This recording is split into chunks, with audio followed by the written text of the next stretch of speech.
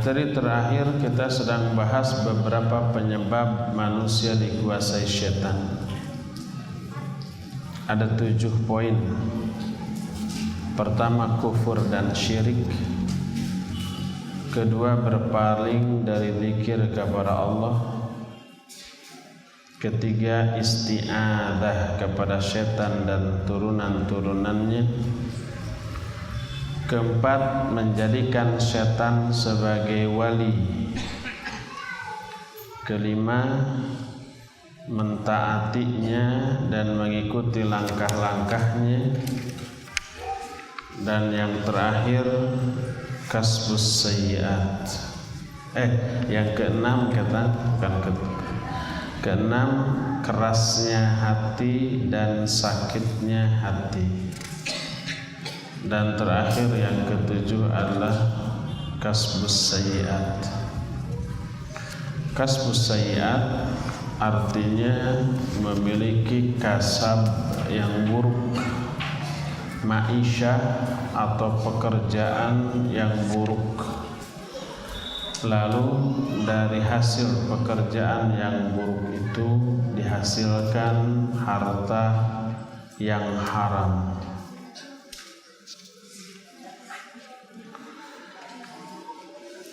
Ibu-ibu di belakang ngobrolnya sudah ya. Kita sudah membicarakan kalau nggak salah 5 poin atau 6 poin.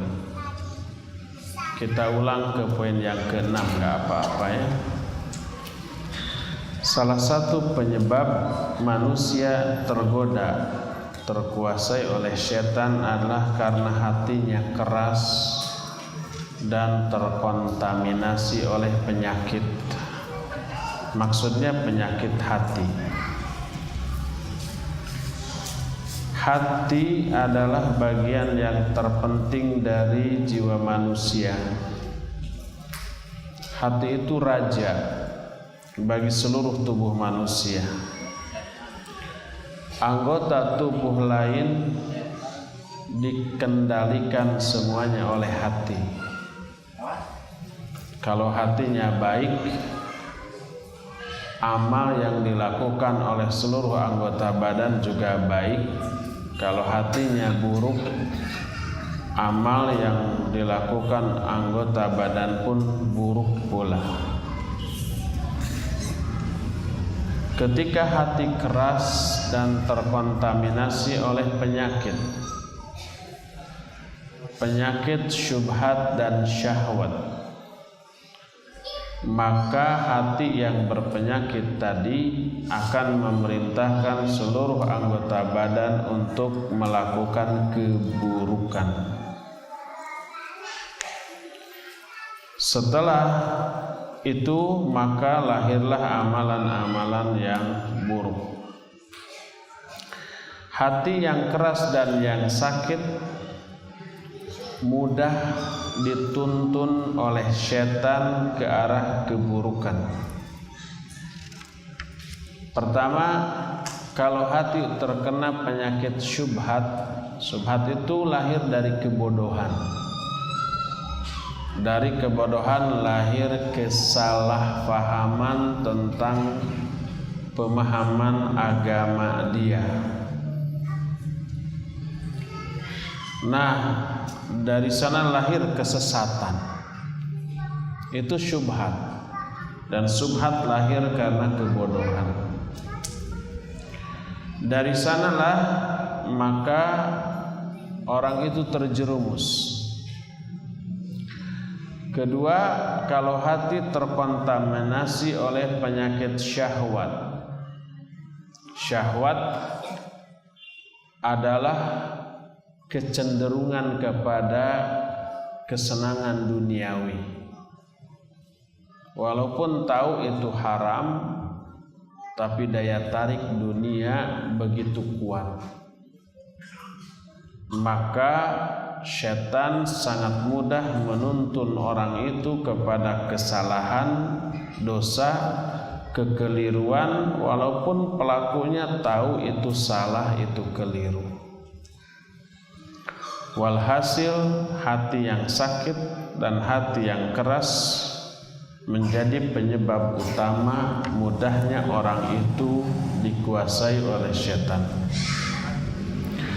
Surah Al-Hajj 53 menyatakan liyaj'ala ma yulqi syaitanu fitnatan lilladzina fi qulubihim maradun wal qasiyati qulubuhum. Kata Allah Subhanahu wa taala, agar Allah menjadikan apa yang dilontarkan oleh setan kepada hati mereka itu menjadi fitnah bagi orang-orang yang di dalam hati mereka ada penyakit dan hati-hati mereka keras. Jadi ayat ini Al-Hajj 53 menyatakan orang yang hatinya ada penyakit, hatinya keras, maka bisikan setan mudah menguasai jiwa orang tersebut. Lihat lagi Al-Quran surah Al-Ahzab 33.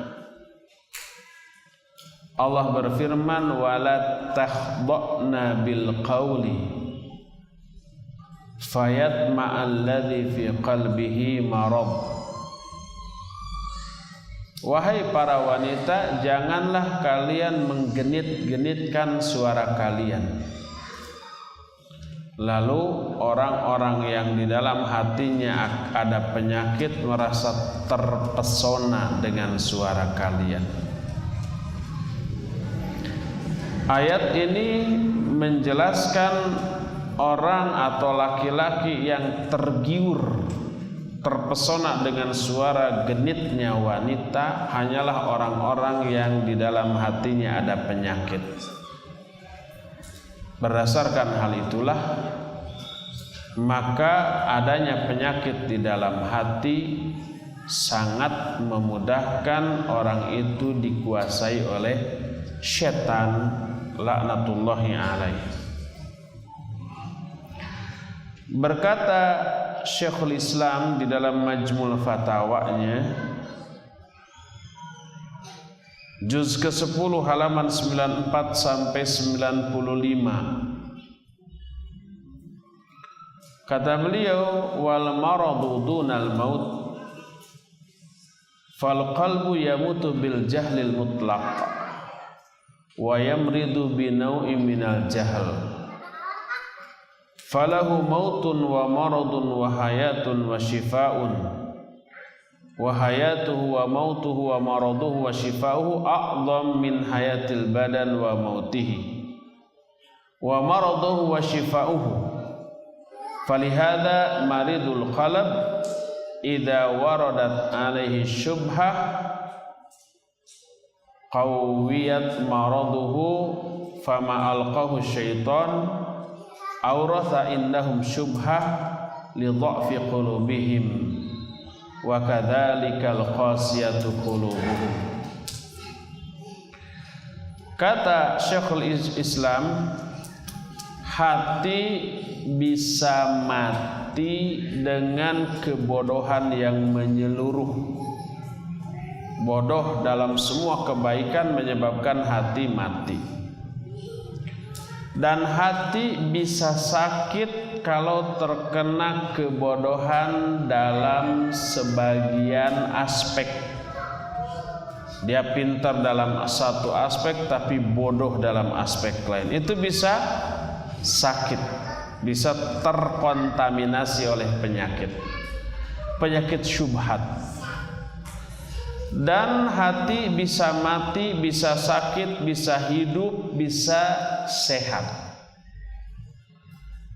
Hidup, mati, sakit dan sehatnya hati lebih penting daripada keadaan badan.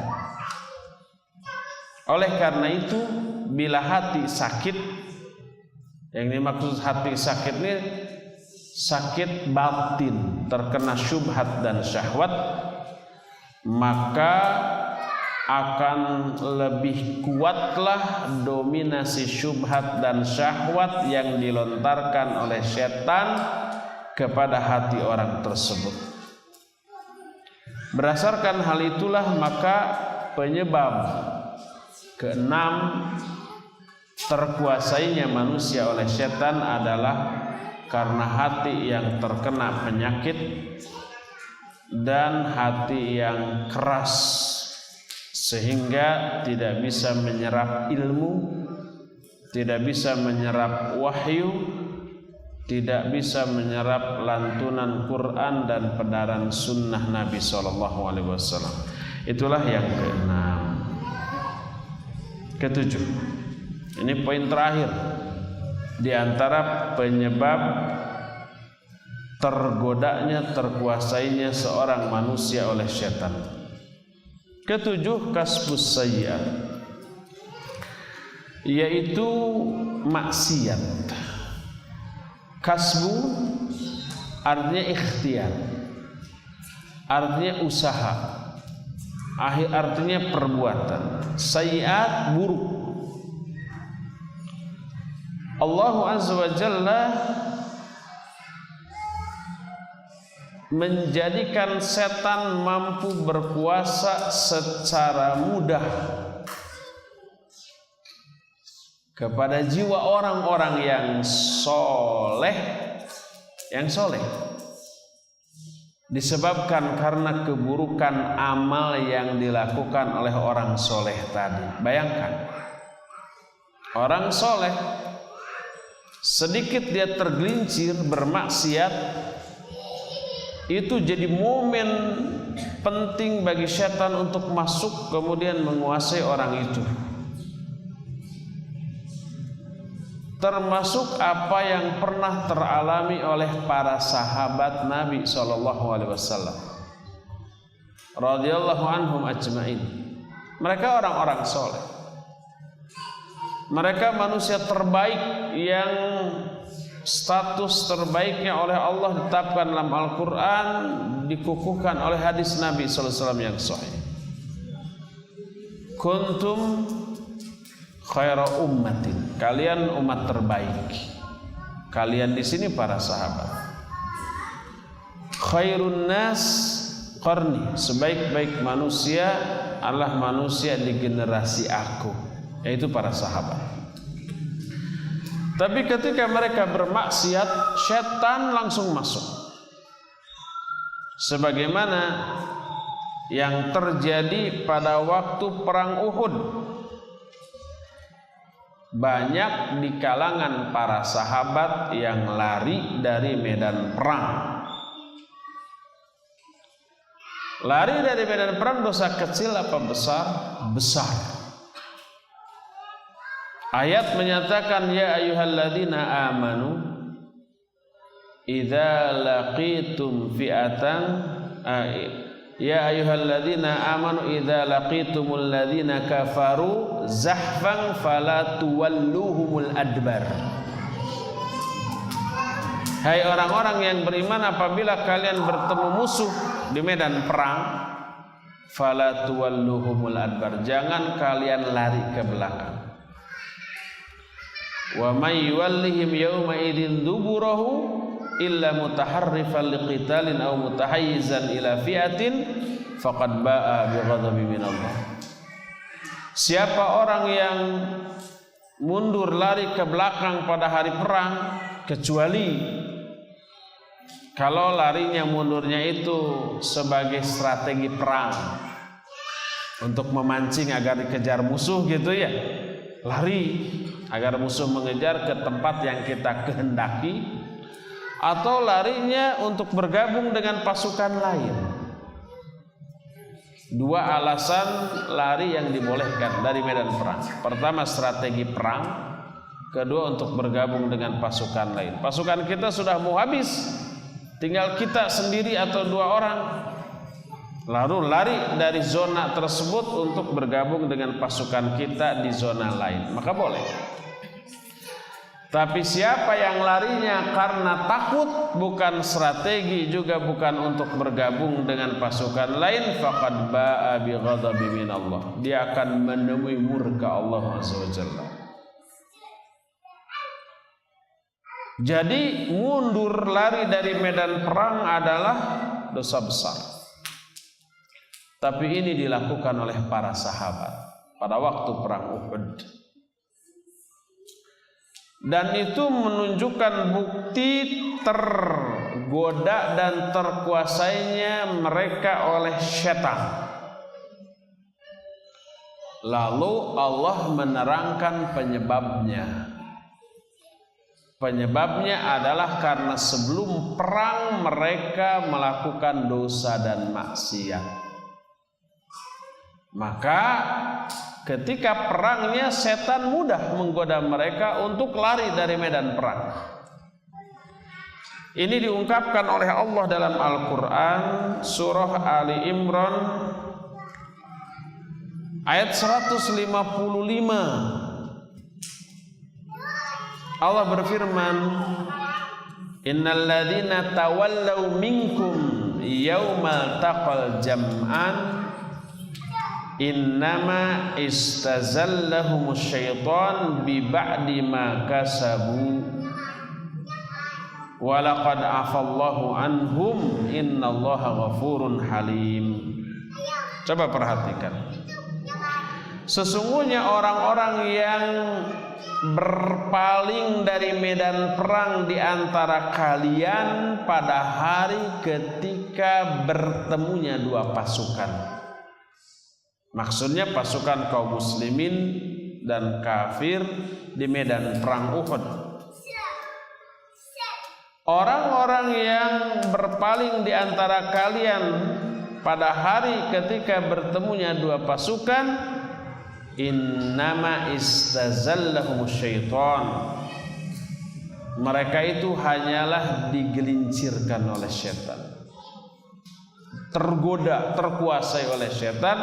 Kenapa? Bi ba'di ma kasabu. Bi di sini disebutnya bi sababiyah. Karena sebab apa-apa yang telah mereka lakukan sebelum perang. Maksudnya dosa-dosa yang mereka lakukan sebelum perang. Walaqad afallahu anhum. Dan Allah telah memaafkan mereka. Wallahu ghafurun halim. Dan Allah Maha Pengampun dan Maha Halim. Dan Allah memaafkan mereka karena tobat. Mereka tobat. Dalam ayat ini berkata umpamanya tiga orang ulama besar ketika menerangkan ayat ini. Pertama, Al-Imam Ibnu Katsir rahimahullahu ta'ala dalam kitab Al-Bidayah wan Nihayah. Yang kedua, Al-Imam Ibnu Qayyim Al-Jauziyah dalam kitab Zadul Ma'ad fi Hadi Khairul Ibad. Dua orang ini guru dengan murid. Ibnu Katsir dengan Ibnu Qayyim, guru dengan murid. Ibnu Katsir muridnya, Ibnu Qayyim gurunya. Dua ulama besar guru dengan murid ini, dua-duanya murid siapa? Syekhul Islam Ibn Taimiyah rahimahumullahu ta'ala ajmain. Yang ketiga Imam Ibnu Hajar Al-Asqalani dalam kitab Fathul Bari Syarah Sahih Bukhari.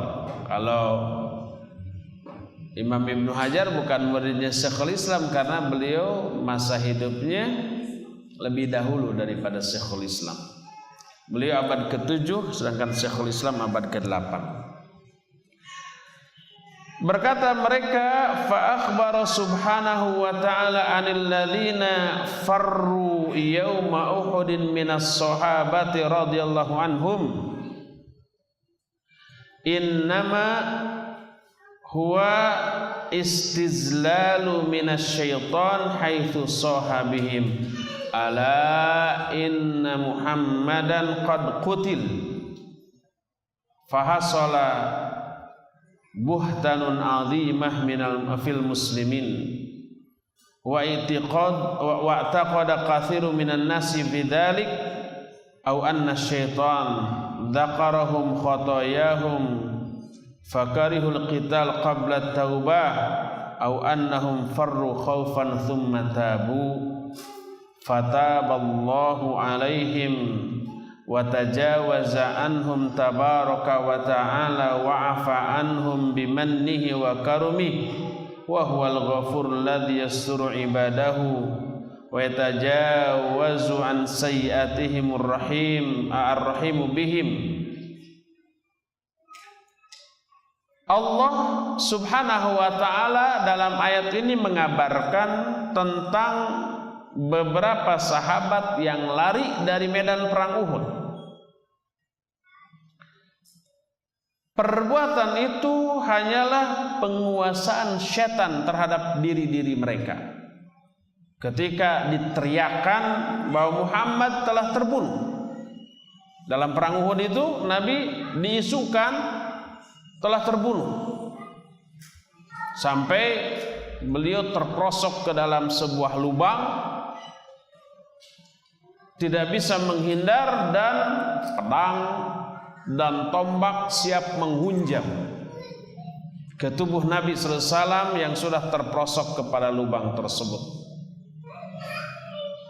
Tapi seorang sahabat yang gagah berani melihat begitu, dia memeluk Nabi sallallahu alaihi wasallam, melindungi beliau dengan seluruh tubuhnya, yang pada akhirnya pedang dan tombak tertancap di tubuh orang itu, melindungi Nabi sallallahu alaihi wasallam. Tapi orang-orang kafir meyakini ini sudah tembus nih ke tubuh Muhammad. Lalu disebar, Muhammad sudah mati, Muhammad sudah mati, sudah terbunuh. Maka menyebarlah buhtan yang sangat besar pada masa itu. Buhtan itu berita bohong yang disebarkan di kalangan kaum muslimin, sehingga kaum muslimin pun meyakini hal tersebut. Akhirnya mereka lari. Kalau Rasul SAW sudah meninggal, apalagi yang akan mereka perjuangkan? Lari dari medan perang tanpa memastikan berita tersebut. Atau mungkin setan mengingatkan mereka akan dosa-dosa mereka, lalu mereka belum sempat tobat, lalu muncul ketakutan mati di medan perang sebelum tobat. Akhirnya karena takut mati sebelum tobat, mereka lari dari medan perang. Atau yang ketiga, sangat mungkin mereka lari karena memang takut mati. Tapi seusai kejadian itu, seluruh sahabat yang lari bertobat kepada Allah Azza wa Jalla. Lalu Allah menerima tobat mereka dan menghapus dosa serta kesalahan mereka. Termasuk di antara sahabat yang lari dari medan perang adalah khalifah yang rasyid yang ketiga. Siapa? Utsman bin Affan radhiyallahu anhu. Sampai ketika ditanyakan kepada Ibnu Umar radhiyallahu anhuma, "Ata'lamu anna Utsman farra yauma Uhud?" Tahu enggak kamu bahwa Utsman lari dari medan perang Uhud? Berkata Ibnu Umar, "Na'am." Iya, saya tahu. Tsumma qala amma firaruhu yauma Uhud fa ashhad anna Allah afa anhu. Adapun larinya Utsman dari medan perang Uhud, maka saksikanlah bahwa Allah Subhanahu wa taala telah memaafkannya. Berdasarkan ayat ini yang terdapat dalam surah Ali Imran 155 tadi, Allah berfirman, walaqad afallahu anhum innallaha ghafurun halim. Sungguh Allah telah memaafkan mereka, dan sesungguhnya Allah Maha Pengampun dan Maha Halim. Hadis tersebut Diriwayatkan oleh Imam Al-Bukhari dalam Sahih Bukhari dalam kitab sahihnya dengan dalam hadis yang panjang dalam bab min manaqibi Utsman radhiyallahu anhu, di antara keistimewaan Utsman. Keistimewaannya bukan lari dari medan perangnya, tapi dimaafkannya dia oleh Allah Azza wa Jalla. Berkata Ibnu Umar dalam kitab Sahih Bukhari, amma Utsman fakana Allahu afa anhu fakarihtum an ta'fu anhu. Adapun Utsman maka Allah telah memaafkannya. Maka apakah kalian enggan, benci untuk memaafkannya? Kalau Allah sudah memaafkan Utsman, mengapa kalian tidak, gitu ya? Kalau Allah telah memaafkan dan menghapus doa Utsman, kenapa kalian mengungkit-ngungkitnya? Demikian juga masih dalam kitab Sahih Bukhari, fa kaunullahi afa anhu wa anzala fi dzalika Qur'anan yutla ila yaumil qiyamah fa huwa dalilun ala fadlih. Berkata Al-Imam Ibnu Hajar dalam kitab Fathul Bari syarah Sahih Bukhari, maka dimaafkannya Utsman oleh Allah dengan turunnya ayat ini yang dibaca terus sampai hari kiamat. Sampai zaman kita, sampai hari kiamat ayat ini akan tetap dibaca orang. Itu menjadi dalil tentang keutamaan Utsman bin Affan radhiyallahu anhu. Dan begitulah orang yang bertakwa. Orang yang bertakwa bukan orang yang tidak pernah berdosa besar, bukan. Orang yang bertakwa adalah orang yang ketika terjerumus ke dalam dosa besar, mereka cepat tobat. Lihat Ali Imran mulai dari 133 dan seterusnya. Wasari'u ila maghfirati min rabbikum wa jannatin arduhas samawati wal ardu u'iddat lil muttaqin. Salah satunya adalah walladzina idza fa'alu fahishatan aw dhalamu anfusahum dzakarullaha fastaghfaru lidzunubihim. Bersegeralah kalian menuju ampunan Allah dan menuju surga yang luasnya seluas langit dan bumi, telah disediakan bagi orang-orang yang bertakwa. Lalu setelah itu Allah menceritakan ciri-ciri orang bertakwa. Alladzina idza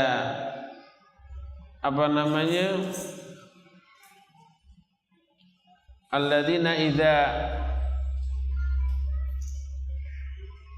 idza apa?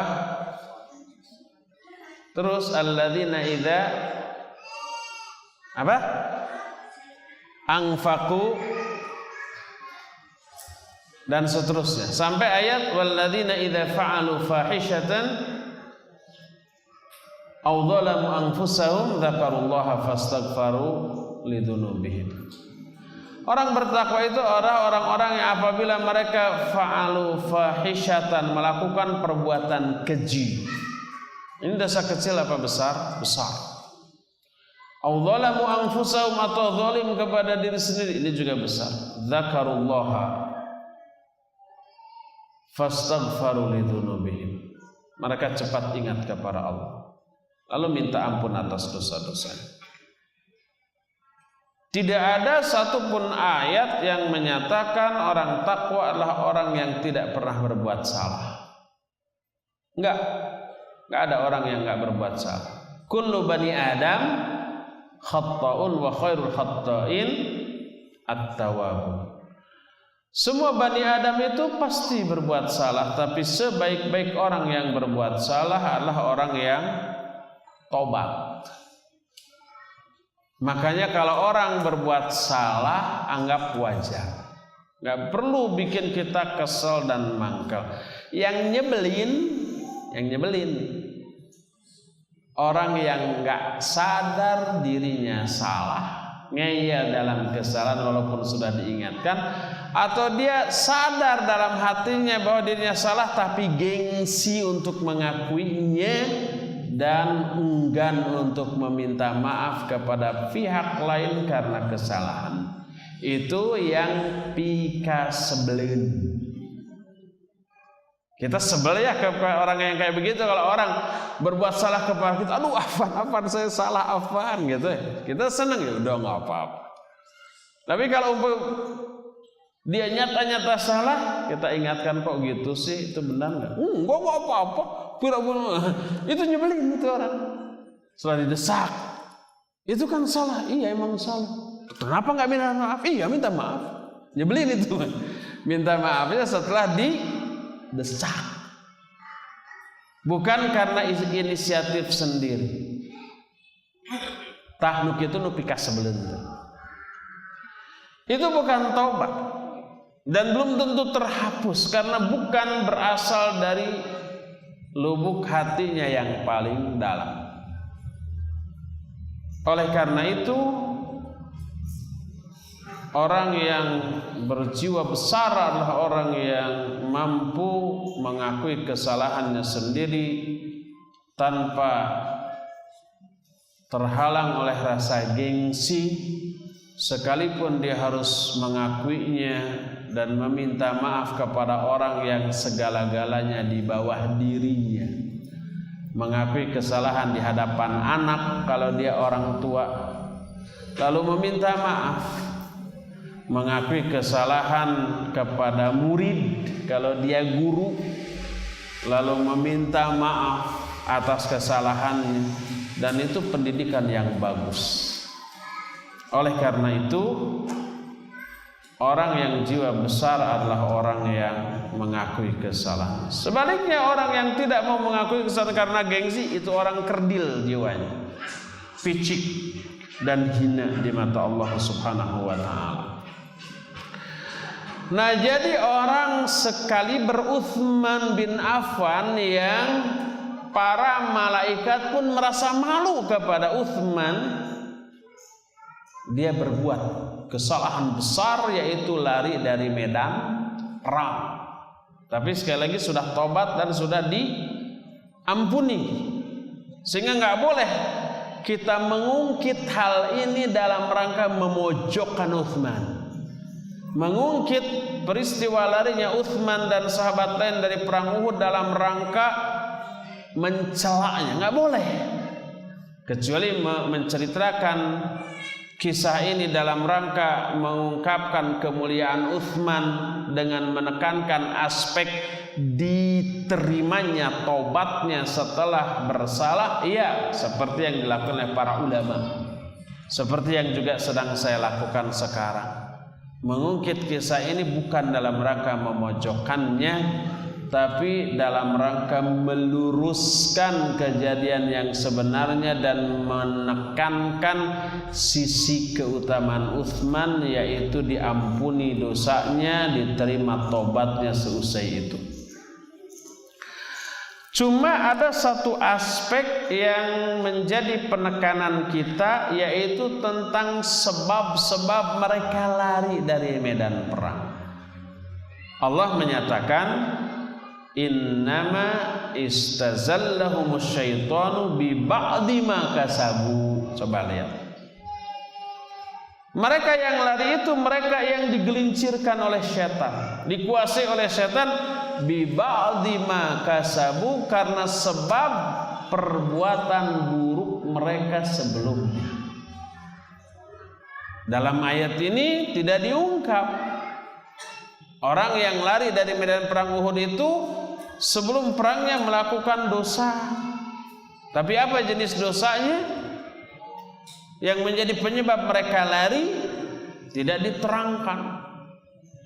Inilah yang disebut dengan satar.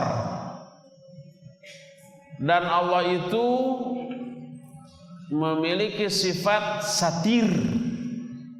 Sudah saya jelaskan di hari Selasa pagi di beberapa pertemuan yang lalu ketika membahas masalah akhlak. Bukan Selasa, ketang akhlak manya Jumat pagi di radio. Bahwa salah satu di antara sifat Allah satir. Makna satir adalah menutup. Menutupi apa? Menutupi aib, menutupi dosa, menutupi kesalahan hamba yang bersalah kepadanya. Ditutup. Menunggu dia tobat. Menunggu dia ini menyesal. Dan setelah tobat menyesal, tetaplah dosanya ditutup dan kesalahannya diampuni. Itulah yang disebut dengan maghfirah. Sehingga orang lain tidak tahu bahwa dia pernah berdosa. Orang lain tidak tahu bahwa dia pernah bersalah. Karena kesalahan dan dosanya oleh Allah ditutup, tidak diekspos ke banyak manusia. Lalu kesalahannya dihapus, dosanya dihapus dan tidak diazab di akhirat.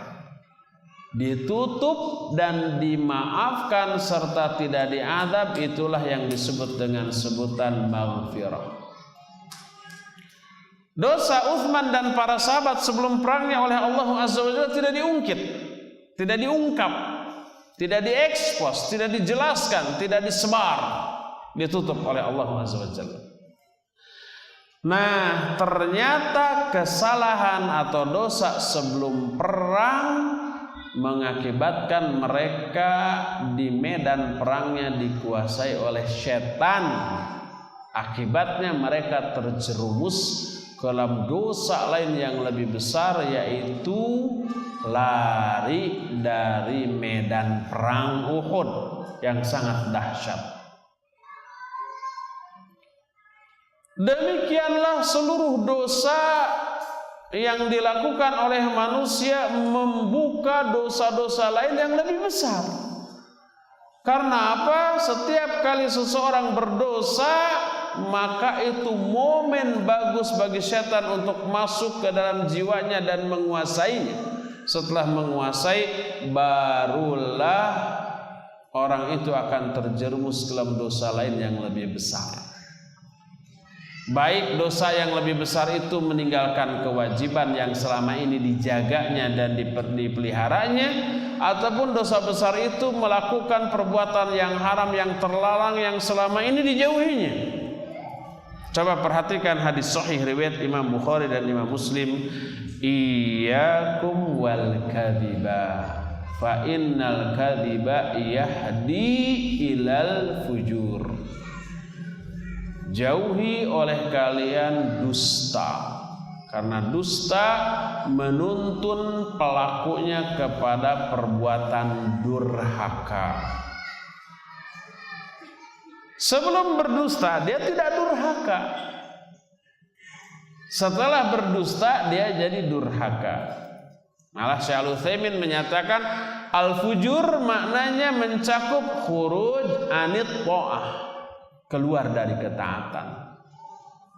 Sebelum berdusta dia taat, baik yang wajib ataupun yang sunnah. Setelah berdusta dia berhenti dari ketaatan, baik meninggalkan kewajiban atau meninggalkan amalan sunnah yang selama ini selalu dijaganya. Karena apa? Salah satunya karena berdusta. Disebutnya dusta di sini bukan dianggap satu-satunya penyebab orang itu berbuat durhaka, bukan, tapi salah satu bentuk dosa yang menyebabkan dia beruntun nanti melakukan dosa-dosa lainnya, itu salah satunya dusta. Tapi hakikatnya semua perbuatan dosa dan maksiat akan mendorong pelakunya untuk melakukan dosa-dosa lain yang lebih banyak dan lebih besar. Kenapa demikian? Karena begitu seseorang terjerumus ke dalam dosa, setan masuk, menggoda, menguasai jiwanya, lalu muncul rasa malas untuk beribadah dan semangat untuk bermaksiat. Akhirnya terjerumuslah dia ke dalam maksiat-maksiat lain yang lebih beragam dan lebih besar kadar dosanya daripada maksiat sebelumnya. Oleh karena itulah salah satu di antara penyebab seseorang dikuasai oleh setan adalah melakukan perbuatan dosa, amalan yang buruk, kemaksiatan yang bertolak belakang dengan ketaatan kepada Allah Subhanahu wa taala. Itulah 7 penyebab manusia dikuasai oleh setan laknatullahi alaih. Selesai 7 penyebab tersebut. Sebelum kita masuk ke dalam bab yang membahas bagaimana caranya melindungi diri dari godaan setan, kita akan bahas dulu maqasidus syaitan min igwa'il insan. Target atau sasaran atau maksud atau tujuan yang diinginkan oleh setan dari menyesatkan manusia, dari menggoda manusia. Targetnya apa sih gitu ya? Ada setidaknya 4 poin target setan yang diungkap oleh Allah Azza wa Jalla dalam Al-Quran ketika menggoda manusia. Ini sasarannya, ke 4 poin ini nih. Apa saja ke 4 poin ini? Pertama, kita akan sebutkan dulu satu-satu sebelum dijelaskan secara rinci poin per poin, gitu ya. Sebab satu poinnya aja mungkin membutuhkan waktu yang panjang. Belum tentu satu poin satu pertemuan selesai itu. Apa keempat target atau sasaran setan dalam menggoda manusia? Pertama, akan kita ketahui minggu depan. Waktunya sudah lewat, kita cuma sampai setengah 12. Tinggal 25 menit lagi untuk bertanya jawab. Kita cukupkan penjelasan sampai di sini, dan sisa waktu yang ada kita akan lakukan dialog. Alhamdulillah. Silakan. Pak Mulyono dari Kopo. Silakan. Oh, dari Margahayu Raya. Silakan. Assalamualaikum warahmatullahi wabarakatuh. Waalaikumsalam warahmatullahi. Mau bertanya yang telah baru disampaikan masalah kesalahan manusia mengenai planet dan antara manusia yang tidak berdasarkan ditanyakan yaitu permasalahan ampunan dari Allah. Dari Allah itu mengampuni segala kesalahan.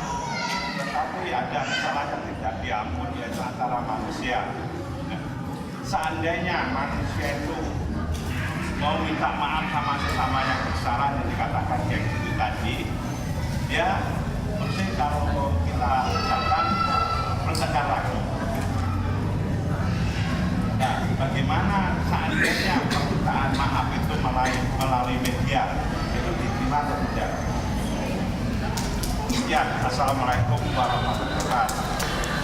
Waalaikumsalam warahmatullahi wabarakatuh. Pak Mulyono dari Margahayu Raya, barakallahu fik, bertanya, salah satu syarat kesalahan kita diampuni oleh Allah adalah minta maaf ya kepada orang lain yang kita pernah berbuat salah kepada dia.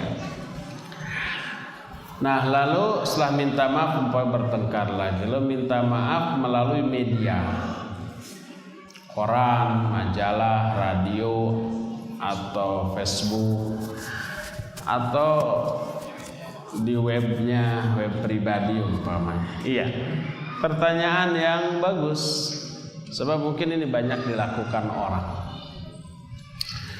Pertama, meminta maaf kepada orang lain yang kita pernah berbuat salah kepada orang itu tidak mutlak, tidak wajib secara mutlak, harus dirinci jenis kesalahannya. kalau kesalahan kita kepada orang itu berupa ghibah, kita pernah menggibahinya dan dia tidak tahu, maka jangan sekali-kali minta maaf. Karena meminta maaf berarti mengungkit, memberitahukan kesalahan kita kepada dia, dan itu bisa menimbulkan madarat. Tadinya dia tidak tahu, itu HP-nya dimatikan dulu.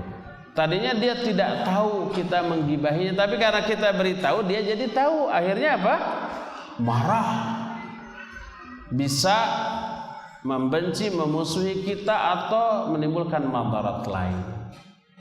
Kalau itu yang terjadi, jangan minta maaf langsung. Bagaimana tobatnya? Tobatnya adalah pertama dengan meralat gibahan kita. Umpama kita pernah mengatakan si fulan tuh nyebelin, ngebetein, dan seterusnya gitu ya, padahal enggak. Terus kita ungkapkan di hadapan 10 orang, maka tobatnya meralat. Kumpulkan lagi 10 orang itu lalu bilang, saya dulu pernah bilang si fulan nyebelin, ngebetein. Itu nggak benar, itu hanya kedengkian saya, dia itu menyenangkan, dia baik, dia ini gitu ya. Akhirnya kita ralat.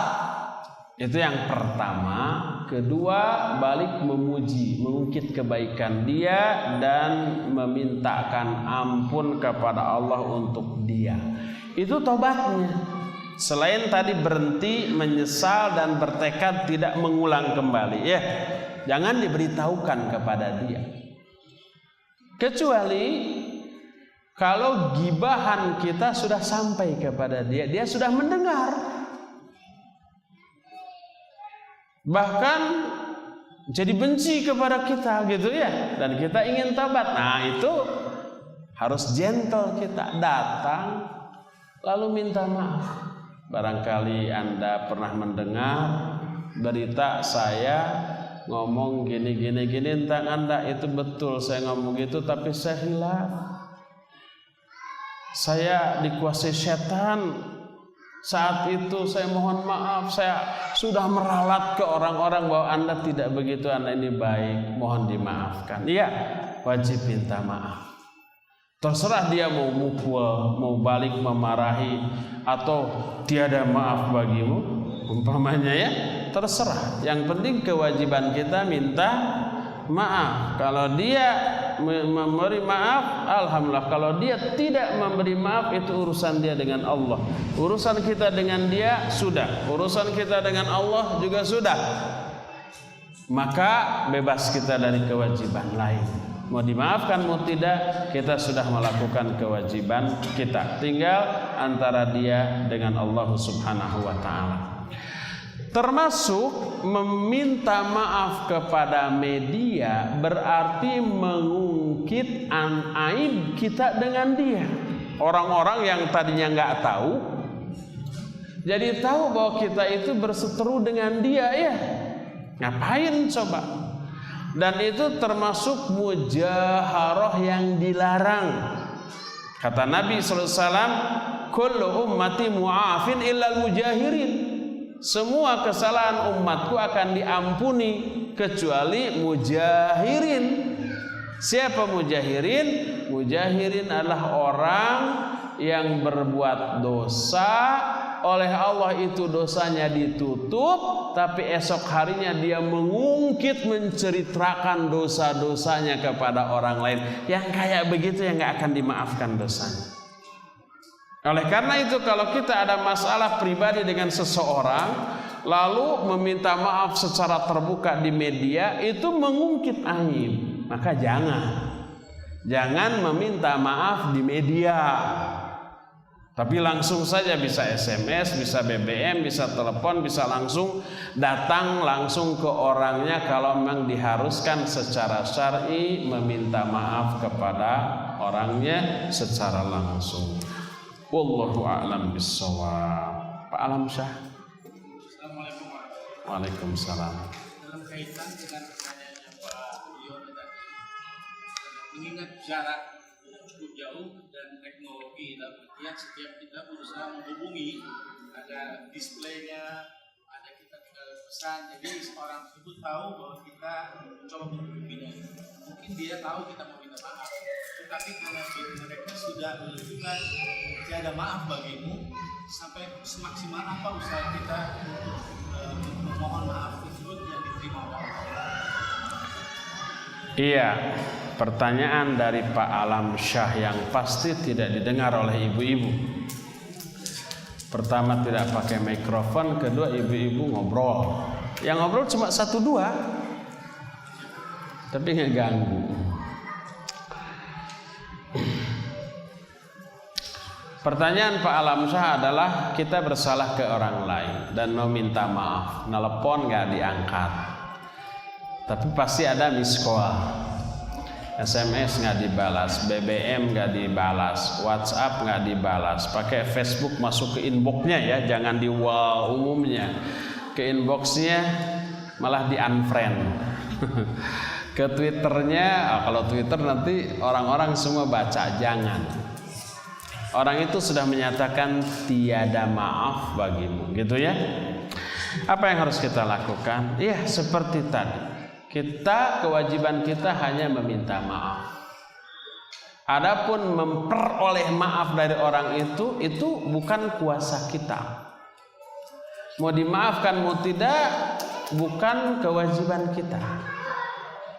Antara dia dengan Allah SWT. Kalau dia ingin memperoleh keuntungan, ya memaafkan. Keuntungan dari memaafkan kan banyak. Pertama, dia berpahala. Kedua, dia itu berguguran dosanya diampuni oleh Allah. Yang ketiga, doanya dikabul. Yang keempat, kemuliaannya diangkat lebih mulia, lebih tinggi daripada sebelumnya. Dan banyak lagi keuntungan memberi maaf seperti yang sering saya ungkap, gitu ya. Nah, kalau dia menginginkan itu, pasti dia memberi maaf. Kecuali kalau dia tidak menginginkannya lalu tidak mau memberi maaf, rugi dia. Apa ruginya? Ruginya dia memelihara dendam kesumat.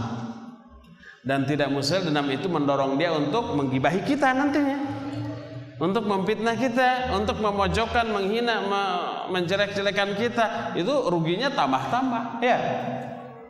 Keduanya, dia tidak memperoleh pahala dengan memberi maaf, tidak gugur dosanya dengan memberi maaf, dan seterusnya gitu. Itu rugi dia ya. Jadi kalau kita sudah berupaya maksimal untuk meminta maaf kepada dia, tapi dia tetap tidak memaafkan, maka kewajiban kita sudah beres.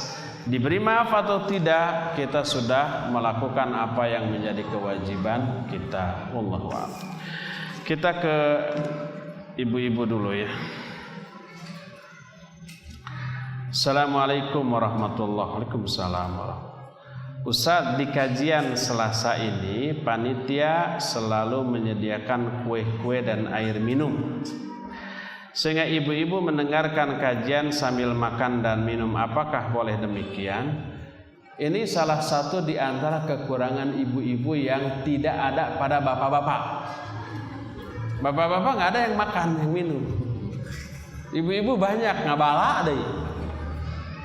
Setelah beresnya hati-hati tuh sampah-sampahnya. Kasihan nanti pengurus DKM di sini gitu ya. Habis ngaji Selasa selalu sasapu, selalu bebersih. Kalau karunya Pak Uju tuh. Makanya jangan ada sampah. Jangan ada yang tumpah. Baik makanan ataupun minuman ya. Anak-anak kalau dikira-kira mengganggu, suruh main di luar tuh. Ada gogolosoran, aya ayun-ayunan, aya cungkelik-cungkedang, jung di ditu kadit. Panitia ahwat satu aja mendengar kajiannya di luar untuk ngasuh anak-anak sehingga tidak mengganggu ya. Seperti itu. Nanti kalau bisa makannya, minumnya agar khusyuk seusai ngaji, silakan. Setelah ngaji, fokuskan perhatian kita kepada kajian. Assalamualaikum warahmatullahi wabarakatuh. Waalaikumsalam warahmatullahi wabarakatuh. Ustaz, kalau kita diundang untuk menghadiri acara-acara yang melakukan bid'ah, apakah kita boleh tidak datang? Bukan boleh tidak datang, tapi tidak boleh datang. Kata-katanya sama, urutannya dibalik. Karena apa? Karena kita tidak boleh menghadiri sesuatu yang secara syar'i terlarang. Baik terlarangnya karena ada kebidahan, terlarangnya ada karena maksiat, terlarangnya karena ada makanan minuman yang diharamkan gitu ya. Maka apapun bentuk penyimpangan di acara tersebut maka tidak boleh, sekalipun hukum asal menghadiri acara itu wajib. Contohnya walimah pernikahan, kita diundang, tidak ada udzur, wajib datang. Tapi kalau di acara tersebut ada penyimpangan, baik umpamanya adanya ikhtilaf, adanya musik dan lagu, adanya bid'ah, adanya makanan yang haram, maka tidak boleh kita datang. Siapa yang mendatanginya, dia terkena dosa. Wallahu a'lam.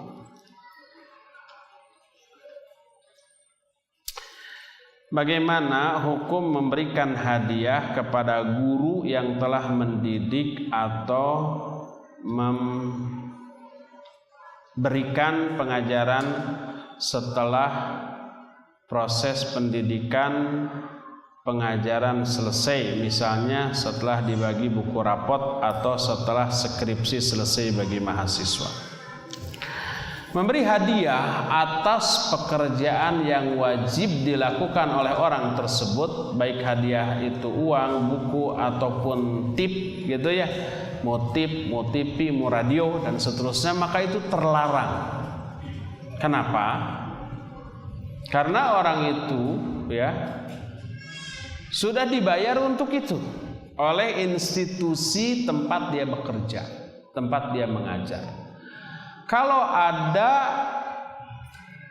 hasil yang bagus lalu memberi hadiah atas hasil bagusnya, maka itu milik institusinya, bukan person dari karyawan yang bekerja di institusi tersebut. Institusi itu untuk memilih orang-orang yang profesional, menerapkan sistem pengajaran yang bagus, umpamanya hasilnya bagus, anaknya jadi juara 1 semuanya, tidak ada juara keduanya, nilainya rata 10 semuanya, umpamanya bagus-bagus, pinter-pinter. Akhirnya orang tuanya mau berterima kasih, berterima kasihlah ke institusinya. Gurunya sudah dibayar untuk itu dengan bayaran yang umpamanya layak, mau layak mau tidak ya itu sudah dibayar. Nah, kalau ada guru yang menerima, guru itu harus menyetorkan hadiah tersebut kepada tempat dia bekerja. Saya dikasih hadiah oleh orang tua ini, ambil oleh institusinya, lalu nanti oleh institusinya terserah mau dijadikan sebagai milik institusi tersebut atau mau dikembalikan ke guru-guru secara merata. Bagusnya begitu. Jadi pengelola sekolah, kalau umpamanya ada orang tua yang ngasih hadiah kepada guru-gurunya, suruh store, nanti bagikan secara merata. Sebab kalau begitu nanti ada guru yang banyak dapat hadiah, ada yang nggak dapat apa-apa, gitu ya. Ini mah ngajarnya jelek. Jadi bukannya dapat hadiah malah dapat cibiran. Nah ini nih yang bagus ngajarnya, numpuk kado didinya tak. Oleh karena itu kembalikan ke institusi tersebut lalu bagikan secara merata. Wallahu a'lam. Assalamualaikum Ustaz. Waalaikumsalam warahmatullahi. Sebelum ana mengenal sunnah, ana membeli buku di luar sunnah. Contoh buku karangan si fulan, tidak perlu disebut. Oh, sudah disebut.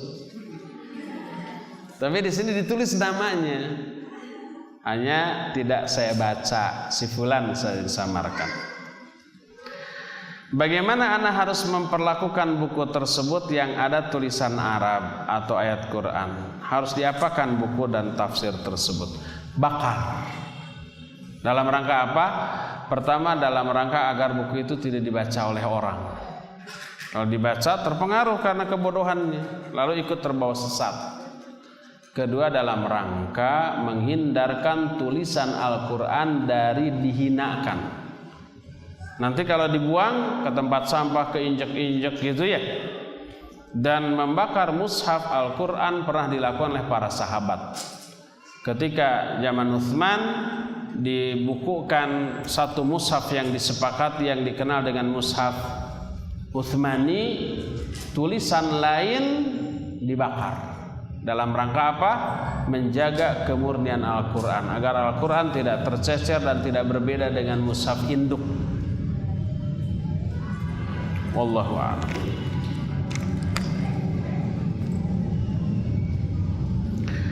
Assalamualaikum warahmatullahi wabarakatuh. Waalaikumsalam warahmatullahi wabarakatuh. Pak Ustadz, bolehkah seorang muslim membeli kucing untuk dipelihara dan bolehkah kita menjualnya lagi pada orang?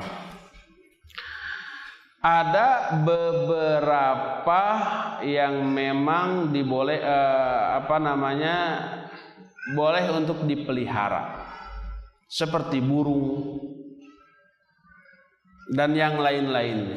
Sebagaimana seorang sahabat namanya Abu Umair punya peliharaan burung dan burung tersebut diberi nama dengan Nughair. Lalu Nabi bertanya, "Ya Abu Umair, ma fa'alan Nughair?" Hai Abu Umair, sedang apa Nughair? Gitu ya. Ini menunjukkan pertama boleh memelihara binatang. Yang kedua, membolehkan juga memberi nama kepada binatang. Nabi tidak menyalahkan Abu Umair yang memberi nama Nughair. Nabi juga mempunyai unta dan diberi nama apa? Al-Quswa. Boleh kita memberi nama kepada motor kita, tapi yang makna dari nama itu bagus, jangan berbau hal yang terlarang secara syar'i. Umpama ini motor sidukun namanya, nah, jangan. Kan ada ya sidukun. Itu buruk maknanya, sesuatu atau profesi yang secara syar'i terlarang.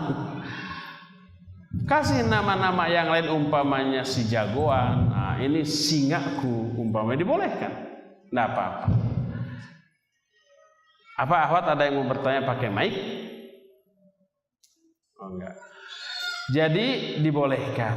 Nah, itu yang pertama. Kedua, hukum berjual beli binatang. Pertama, kalau binatang tersebut adalah binatang yang halal untuk dikonsumsi, dibolehkan. Seperti jual beli ayam, jual beli ikan, jual beli kambing, sapi, onta dan seterusnya. Ya. Kedua, binatang yang diperjualbelikan bukan untuk dikonsumsi tapi untuk diambil manfaatnya selain dimakan, itu juga dibolehkan. Contohnya apa?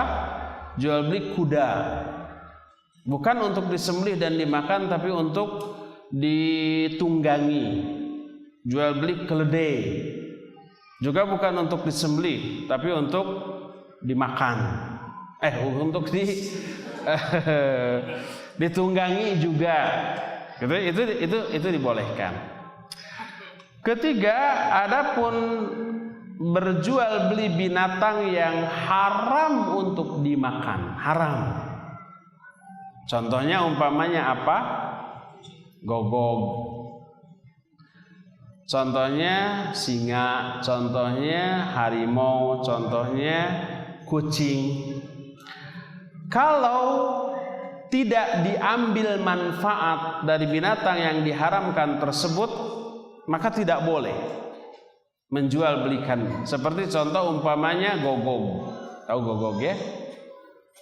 Untuk apa? Ini mah gagayaan resep kulucuna, maka tidak boleh. Tapi memelihara gogog dalam rangka umpamanya untuk berburu. Kedua, dia tidak disimpan satu rumah dengan kita tapi dibuatkan kandang di luar. Atau atau selain berburu untuk menjaga tanam-tanaman. Karena kalau tanaman tidak dijaga bisa diserbu monyet, bisa diserbu babi gitu ya. Atau untuk memelihara keamanan lingkungan rumah kita, maka dibolehkan, dan menjual belikannya pun itu dibolehkan. Wallahu a'lam bishawab. Sudah setengah 12, cukup sampai di sini saja. Insyaallah nanti kita akan berjumpa kembali sepekan yang akan datang. Subhanakallahum bihamdik asyhadu an la ilaha illa anta astaghfiruka wa atubu ilaik. Walhamdulillahirabbil alamin. Wassalamualaikum warahmatullahi wabarakatuh.